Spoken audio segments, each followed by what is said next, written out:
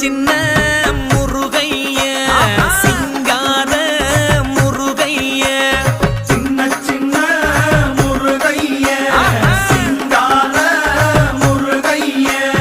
கொஞ்சி கொஞ்சி தமிழ் பேசும் செந்தில் வடிவேலனவ